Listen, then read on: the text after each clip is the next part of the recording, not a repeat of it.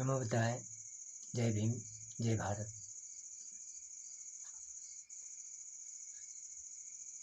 आज हम आपके सामने फिर आए हैं। आप सभी मूल निवासियों से ये प्रार्थना करते हुए उन धूर्तवादियों की कुछ अज्ञानता के कारण जो देश में त्रुटियां फैलाए हैं, आपस में भाई भाई से नफरत कराए हैं, उनको भी जवाब देने के लिए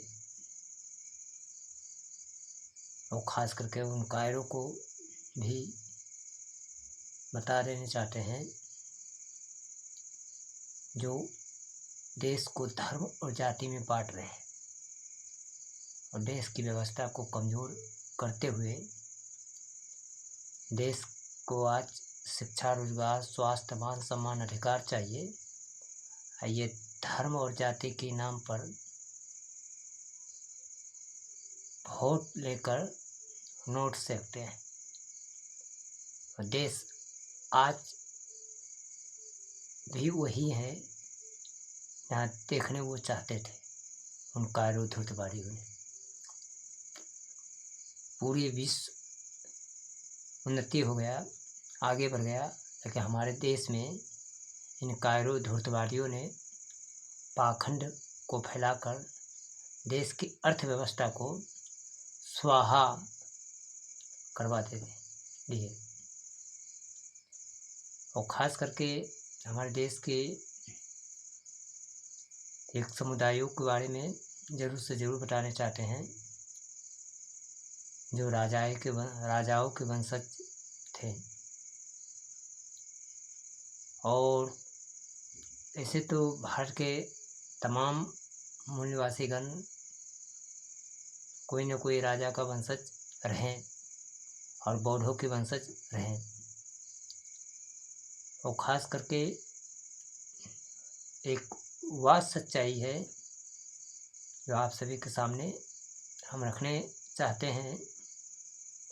वो कृपया इसे इतिहास में ढूंढे जो इन कायरों धूर्तवादियों ने छिपाया है और उस नाम से हम जाने जाते भी हैं।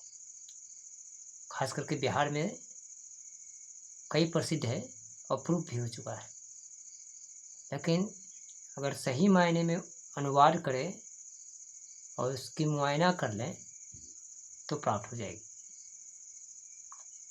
वो क्या है? भारत के मानव का जो जन्म होता है, जो हमारे भारत के एक महामानव को जन्म देने वाले,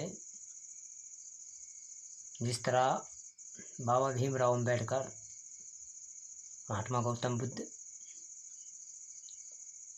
जिसे कई ऐसे महामानव आए, महात्मा ज्योतिबा फुले, माता सावित्रीबाई, शेख उस्मान खान, शेख फातिमा और बाबा पेरियार रामास्वामी नायकर जैसे अनगिनत आए, गानगे बाबा, संत रविदास, संत गुरु नानक, उन सभी को थोड़ा सा जरूर एक अध्ययन करें संत कबीर के बारे में कि उनकी दास्तान में जो लिखा गया है वो क्या बोल रहे हैं। देश को, अर्थव्यवस्था को कैसे कमज़ोर किया जा रहा, उनके बारे में वो बताते हुए जा रहे हैं और देश को इन पाखंडवादियों, धूर्तवादियों ने कैसे खोखला कर रहा, उसका भी अनुवाद करवाते हुए जा रहे हैं। हमारे भारत के लोग आज तक ये नहीं समझ पाए कि जो इनके हक अधिकार के लिए लड़ते थे उनको इन लोगों ने ध्यान नहीं दिए और आज भी नहीं दे रहे हैं। इन धूर्तवादियों ने इनके हक अधिकार की संपत्ति बचा कुचा जो रहा वो जलवा देते थे। खुद को तो लूट के गिवे किया और लूटिए रहा जन्म से लेकर मरने तक। और जो बचा कुचा वो जला देते थे कि भूख मरेगा तो याद करेगा भगवान को। अब भगवान का कायर धूर्तवादी ये आएगा फिर लूटेगा, या फिर कुछ जमा करके रखेंगे फिर ये लूट के ले जाएगा। और ये ज़रूर से ज़रूर जानने की कोशिश करें उन राजाओं के बारे में कि राजा और प्रजा में विद्रोह कैसे छिड़ा। एक सच्चाई इतिहास। पहला हम वहाँ से लेने जा रहे हैं जिन्हें हम काश्यप गोत्र से जाने जाते हैं। भारत के किसी भी कोने में चले जाए एक गोत्र आएगा काश्यप। इन धूर्तवादियों ने एक तरह से सही शब्द को वाचना किया है काश्यप। काश्यप तो हम लोग है ही। काश्यप महर्षि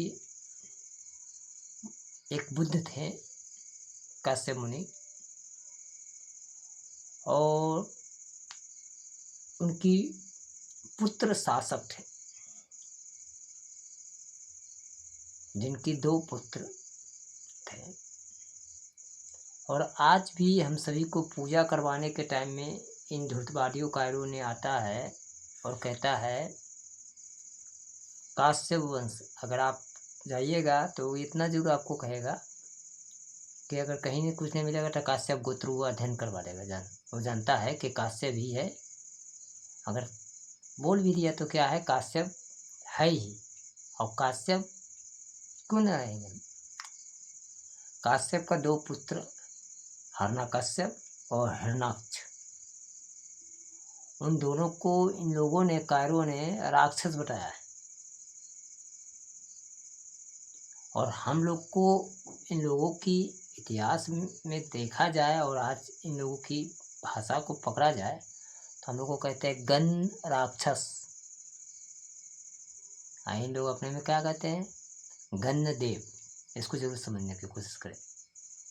बाहर के लोगों को कहते हैं गण राक्षस और वो अपने आप को कहते हैं गण देव। आप इसको जरूर से जरूर समझने की कोशिश करें। और जब हम लोग को गण राक्षस कहते हैं और गोत्र काश्यप कहते हैं तो उसमें आप अनुवाद कर सकते हैं कि सच्चाई कहाँ तक छिपा हुआ है।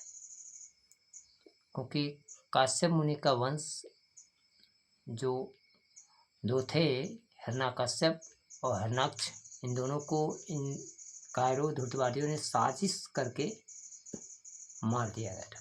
और साजिश कैसे करता है यह आज हम तहकीकात करते हुए आप सभी को सामने रखते हैं।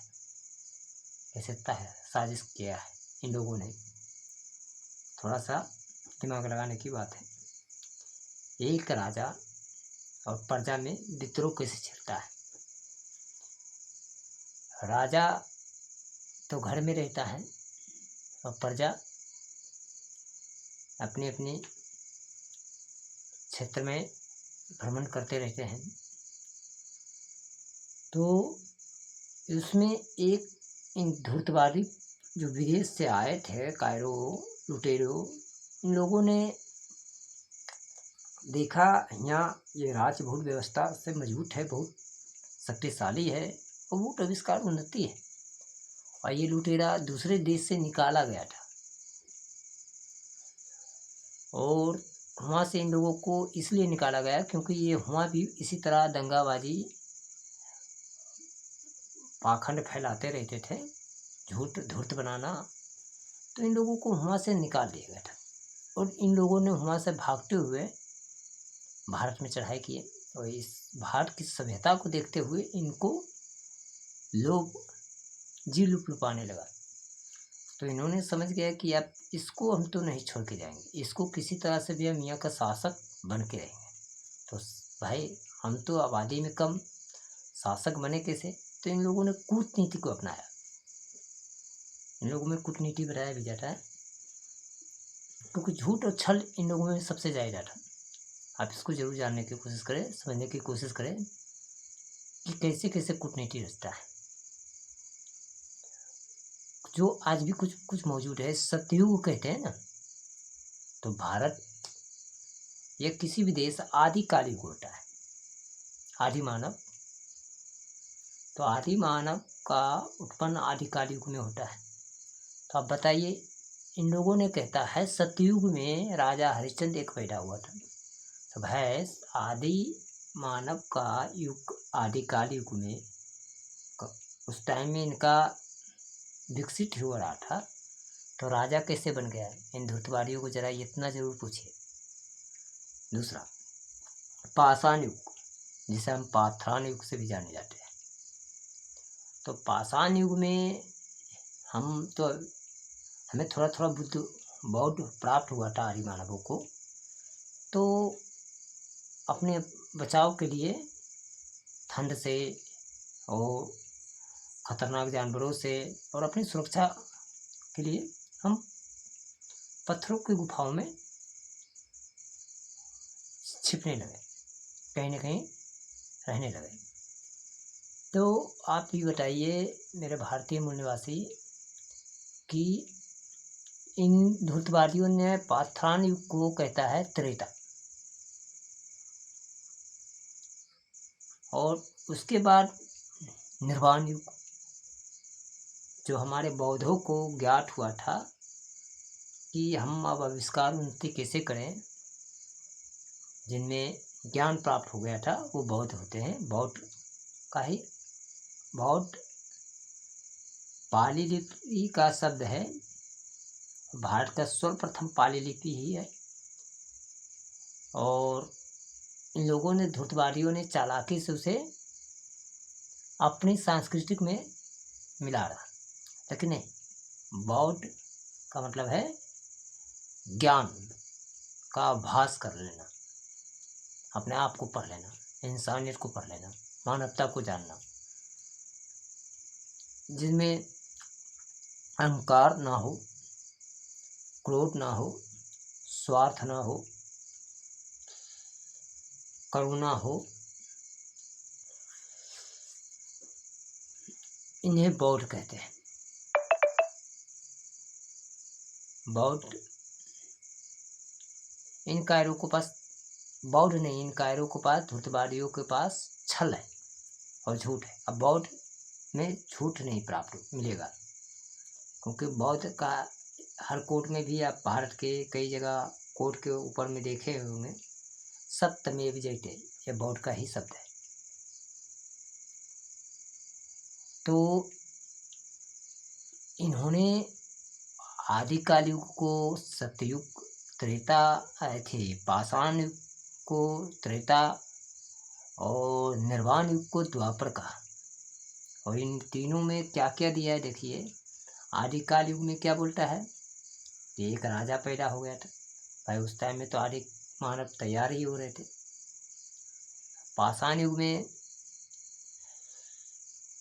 इन लोगों ने कहते हैं भाई वनवास चला गया राजा के साथ ऐसी ऐसी घटना हुई, और महिलाओं के साथ दुराचारी भी किया गया, बहुत निंदा, बहुत गंदगी विचार से किया गया उनके साथ, महिलाओं के साथ, भारतीय महिलाओं के साथ इस तरह से कहानी रचा इन लोगों ने, धूर्तवादियों ने।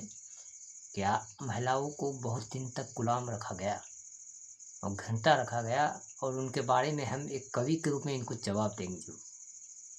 इसको लाइक, सब्सक्राइब और शेयर जरूर से जरूर कीजिएगा। इसको किस तरह से रचा, और उसके बाद इन्होंने कहा द्वापर युग। तो एक वनवास में ठेल देता है, राजा के संपत्ति छीनकर कहानी रचा, और दूसरा द्वापर जब डालता है, जिसमें महिलाओं के साथ बहुत दुराचारी करते हैं त्रेता में, और दूसरा इन लोगों ने एक कहानी और कथन बताया द्वापर, उसमें महिलाओं के साथ चीरहरण करता है। आप समझ जाइए कितनी बढ़िया कहानी है। इन लोगों को, इनकी क्या संविधान होगा जो महिलाओं के साथ ऐसी दुराचारी व्यवहार करते होंगे, और ये हमारी सभ्यता में डालने की कोशिश कर रहे हैं। और उसके बाद आते हैं हम लोग निर्वाण युग से कला युग में, कला नियंत्रण युग, उत्पत्ति करना, आगे विकसित होना। जिससे कई अपनी कला नियंत्रण करते हुए मिट्टी का आविष्कार कर लिए, कोई चमड़ा का आविष्कार कर लिए वस्त्र का, कोई मिट्टी का बर्तन का, कोई अन्य का, कोई पत्थर के औजार कर लिए, कोई पत्थर के हथियार बना लिए, और सभी अपने अपने रूपांतर में बदलते चले गए। और कई ऐसी बुद्धिजीवी योगी महापुरुष जो थे, जो बौद्धों ने, वो इसकी एक इतिहास तहकीकात करने के लिए आने वाले समय जो तहकीकात किया जाए, इतिहास को पढ़ा जाए और जाना जाए, तो ये उन्होंने शिलालेखों में लिखने के भी चालू कर दिए थे। ये आज भी मौजूद है। आप बताइए मेरे भारतीय मूल निवासीगण कि इनकी जो लिखाई पढ़ाई होता है ये भोजपत्र में होता है, और उनकी लिखाई क्या होता है, पत्थर के शिलालेख में। तो पहले हम औजार खेती करने जानने सीखे, तब ना हमने जाना। और इन्होंने जब वो बताते हैं भोजपत्र में, तो इनको भाई भोजपत्र में स्याही कहाँ से लाए जी? हाँ, ये मूर्ख बनाते हैं। देखिए ये बहुत बड़ा धूर्तबाजी करते हैं। पत्थर का शिलालेख जो सत्य है, इसको जरूर समझने की कोशिश करें, क्योंकि यही है बौद्ध सभ्यता। ऐसे से हम पकड़ सकते हैं कि पाली शब्द भारत का सर्वप्रथम है, और ये सांस्कृतिक जो है, कई हमारी भाषाएं की संस्करण करते हुए, खरोटी है भारत का ही शब्द है, या अरबी जो जन्म होता है खरोटी शब्द से होता है, और पाली शब्द ही धीरे धीरे हिंदी अनुवाद कर दिया जाता है। लेकिन ये सांस्कृतिक शब्द कितनी भारतीय मूल निवासी जानते हैं, ये कायरो ही जानते हैं, भारत के लोग नहीं। और इस सांस्कृतिक में ऐसी ऐसी भाषाओं, अपनी भाषा में ऐसी ऐसी शब्द वाचक किए हैं जो हम भारत के तमाम मूल निवासियों को गाली गलौज किए भी। और शादी विवाह में भी कई मंत्र श्लोक लिखा गया जो गाली गलौज करते हुए आए, जिसको समझ नहीं पाए भारतीय मूल निवासी, और आज भी नहीं पढ़ पा रहे। पढ़ के देख लें विवाह मंत्र, कई ऐसे मंत्र लिखा हुआ है जिसको समझना बहुत जरूरी है, इनके सांस्कृतिक शब्द। और इन लोगों ने पुस्तक बहुत जल्द निकालता है, आज गीता प्रेस भी निकाल दिया है। इन लोगों ने ईश्वर को बहुत जल्दी जन्म देता है, लेकिन कानून व्यवस्था लागू है तब ईश्वर का तो इनका जन्म नहीं होगा। तो देश को बचाने के लिए कोशिश जरूर से जरूर करें मेरे भारतीय मूल निवासी। भारत के तमाम सारे 96% का बंटवारा कैसे होता है, अब इनकी बात हम आप सभी को सामने रखते हैं, कैसे हम आपस में भाई टूट जाते हैं। तो राजा को पास ये जो कायर धूर्तवादी आए थे, तो राजा के पास संपर्क बनाने गए, तो राजा से मिले, तो राजा तो जाने भाई अरे साधु है, चलो मांगने वाला है, तो उन्होंने इनको भी कुछ देव को विदाई किया। तो इन्होंने समझ गया कि राजा के पास तो संपत्ति है, अब धीरे धीरे इनसे संपर्क बनाया जाए बढ़िया तरह से। तो ये बीच बीच में आने जाने लगे, धीरे धीरे राजा के संपर्क बनाते गए, और राजा के जो बौद्ध गुरु थे उनको दूरी करते गए, और ये कुछ समय तक बैठते उठते राजा के साथ ज़्यादा मेल मोहब्बत बना लिए।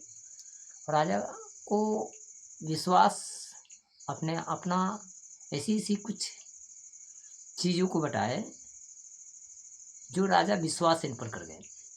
इन पाखंडवादी धूर्तवादी तो थे ही, और झूठा सच्चा बनाकर ही राजा को कुछ विश्वास डाल दिए।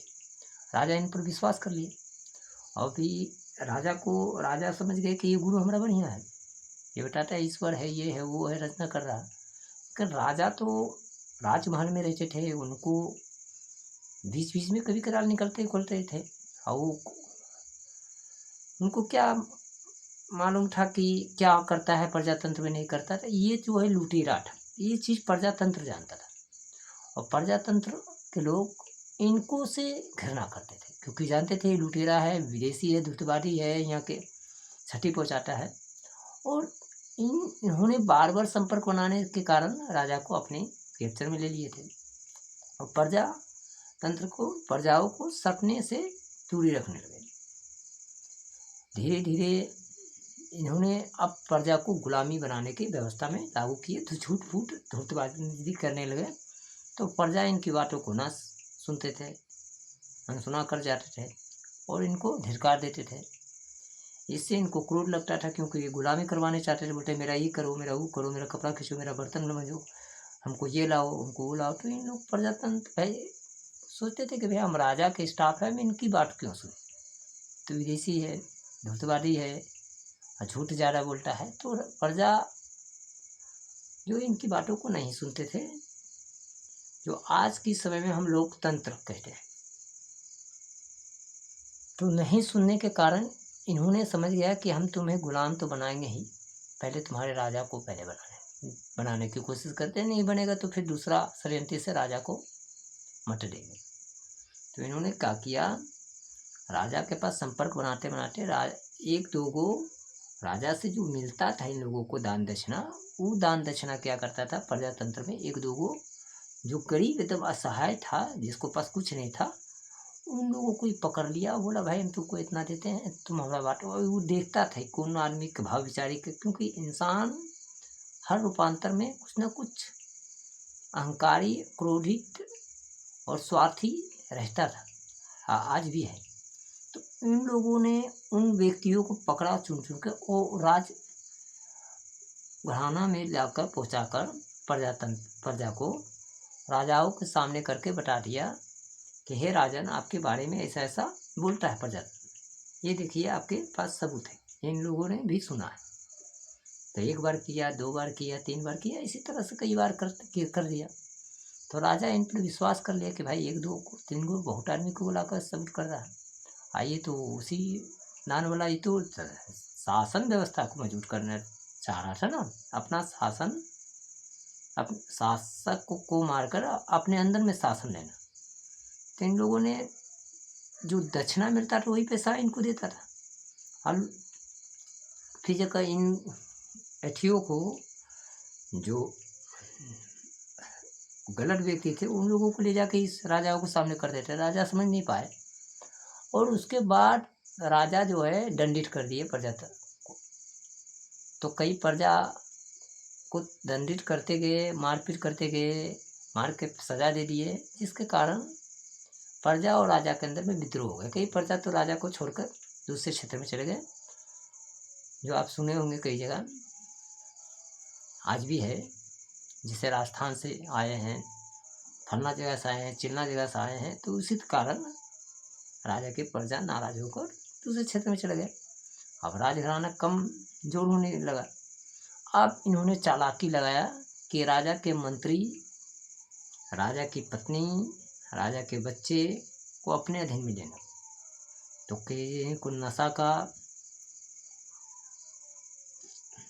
चस्का लगाना, किसी को धर्म का नशा लाना, किसी को स्वार्थ का नशा लाना, किसी को अहंकार का नशा लाना। तो इन्होंने अपनी अपनी कूटनीति से राजघराना में फैलाने लगे जाल, जिसके कारण जो सेनापति है वो भी किया, मंत्री है उनको भी किया। मान के चलिए राजा 100 रुपये देता होगा, पेमेंट बताया होगा हम 1000 रुपये देंगे, अभी भाई उसी का सपोर्ट हो गया। रानियों को भी बोला होगा कि देखो तुम्हारा 2 गो है, 3 गो तुम शादी की हो, तो भाई तुम्हारा बच्चा को नहीं देखेगा, वो वहाँ का शासक बनेगा। तो उसमें भी विद्रोह किया, मंत्रियों को भी लालच दिया, भाइयों को लालच दिया, जो विद्रोह करवा कर तो बताया अब राजा को हम हटाने चाहते हैं, शासक को। तो बोले, अब इन लोगों जब ऐसा ऐसा सुने तो बोले भाई साले ये सही बात बोलता है, अब शासक को हटाना चाहिए, हटा देंगे तो अब हमारा बच्चा शासन करेगा, हमारा भाई हम करेंगे। तो ये प्रलोभन में इनकी साथ दे दिए। तो इन लोगों ने बोला कि भाई शासक है ये, तो हटाएंगे कैसे। बोले वो हमारे पर छोड़ दो, तुम हमारे साथ रह जाओ, हम तुमको बना दें। ये प्रलोभन देखो राजा को मार दिया जाता है। जो राजा को किस तरह से मारा जाता है, मत्स्य रूप, नरसिंह रूप और बढ़ा रूप, ये कोई रूप का जन्म नहीं होता है।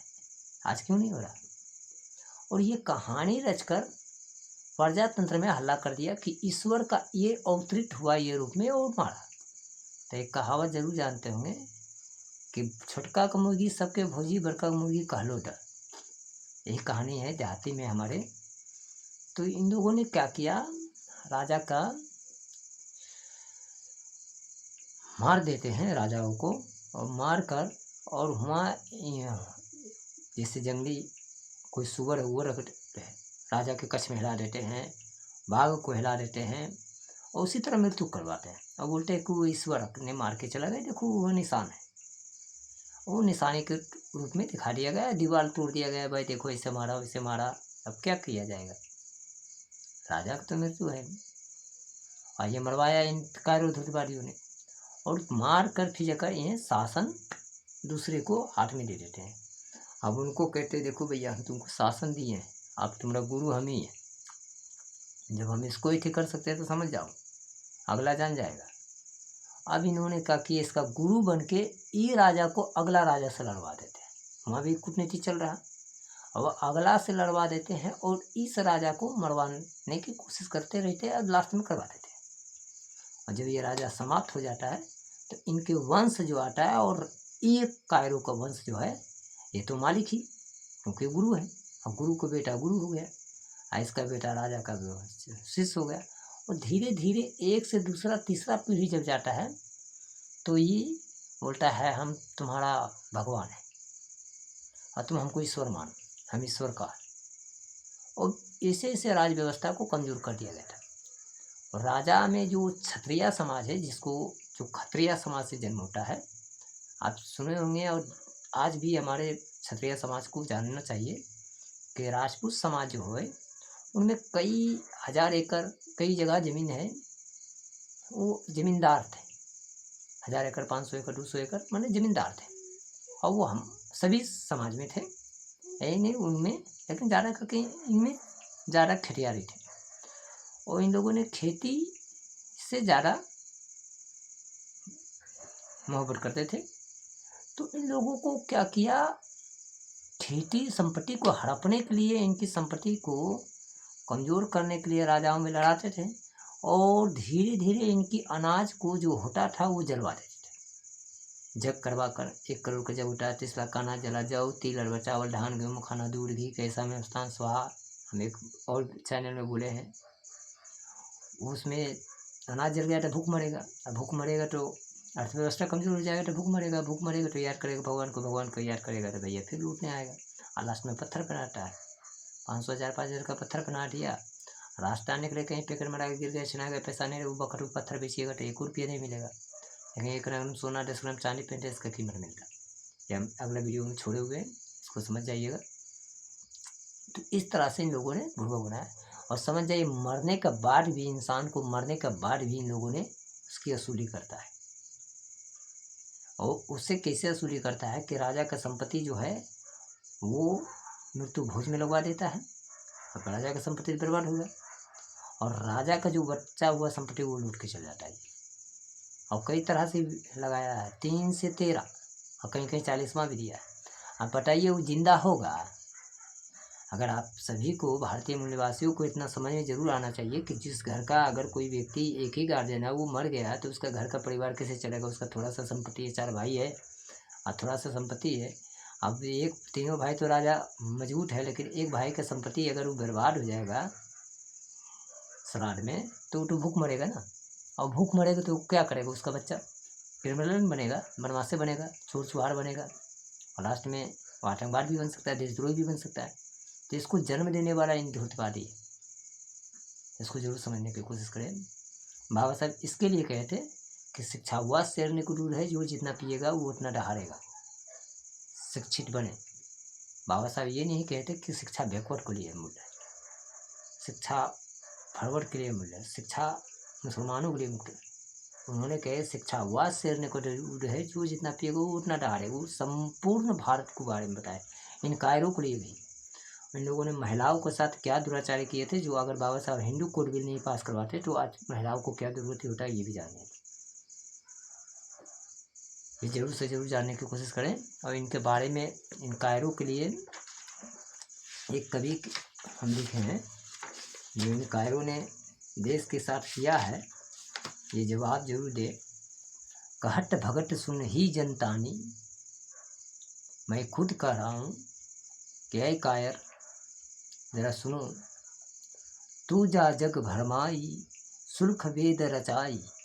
तुम जो जग को भरवा रहे हो और शुल्क वेद जो रचाए हो अपने, कौन हिन अज्ञानी मानव छिन भिन वेद लगाई, भेद लगाई। कौन हिन अज्ञानी मानव छिन भिन भेद लगाई। मैया को खदुद तन लज्जा मर जाई। तुम्हारे माँ को भी तुम शूद्र कह दिया यार, कैसे तुम जन्मा।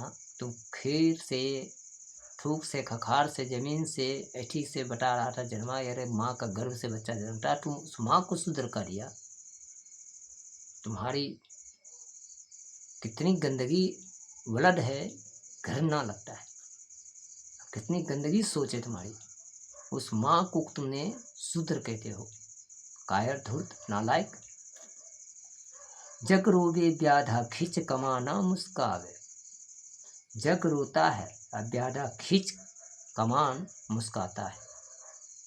व्याधा छलई रच नीति जग सारा। ये ऐसी व्याधा है कि छल से ऐसी नीति रचा कि देश का बर्बादी करने के लिए। जग तख्त मुक्त पेन है बैठे अंगारा। ये सारा भारत की व्यवस्था को कमजोर करके ये ऐसे काटा है, जो तख्त पर जाकर बैठा है उस कांटाओं को उखाड़ के फेंके। मेरे भारतीय मूलवासी, रन युद्ध छिर छटई वृक्ष फल जग सारा। ऐसा रन युद्ध चलाया कि यहाँ की जितनी भी मानवता है ये सभी को कत्ल करवा दिया। जैसे दूसरी लाइन में हम बोल देते हैं, एक ही वृक्षा फल वही के फल अलग हो जाए। काहे ढेस लगावट धरती के, काहे के भेरी वो। आप और ढेस लगाओ न, कौड़ों को ढेस लगाए। एक वृक्ष का फल है, वो फल कोई टेढ़ा है, कोई छोटा है, कोई बड़ा है, कोई मोटा है, कोई लंबा है, लेकिन वृक्ष तो एक ही वृक्षा फल वही के फल अलग हो जाए। फल भले अलग हो जाए लेकिन वृक्ष एक, माँ एक। काहे ढेस लगावट धरती के, क्यों उस माँ को गाली दे रहे हो, बैकवर्ड फॉरवर्ड हिंदू मुस्लिम। काहे के भेद लगाओ, काहे को बदनाम कर रहे हो, कलंक लगाए हैं।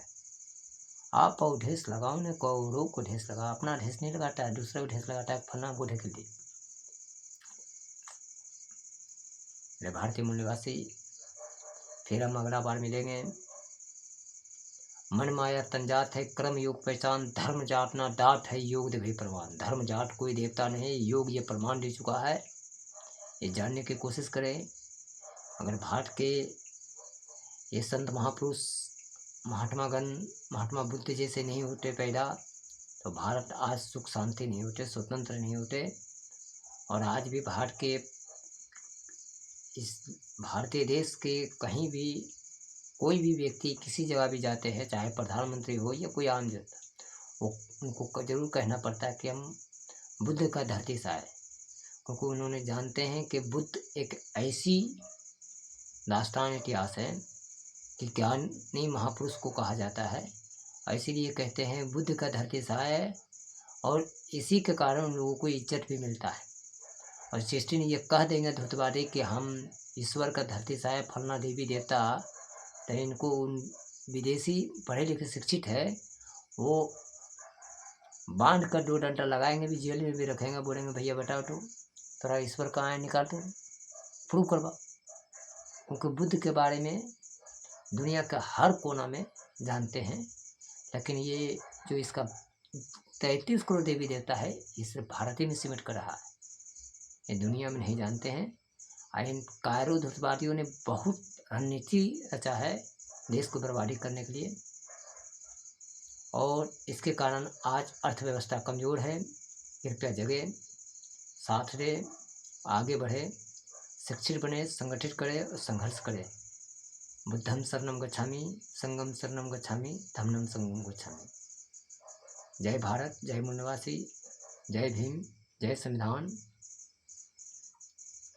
जय जोहार, आदाब, सत श्री अकाल, नमस्कार।